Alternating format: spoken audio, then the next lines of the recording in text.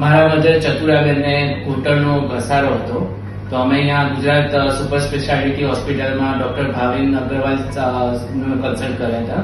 તો એમણે ની રિપ્લેસમેન્ટ માટે સજેશન આપ્યું હતું અને અમે એમની પાસે ની રિપ્લેસમેન્ટ ઓપરેશન કરાવ્યું છે. હવે ઓપરેશન પછી એમને ઘણું બધું સારું છે, વોકર વગર ચાલી શકે છે અને જે દુખાવો ને બધું હતું એ બધું જ બંધ થઈ ગયું છે.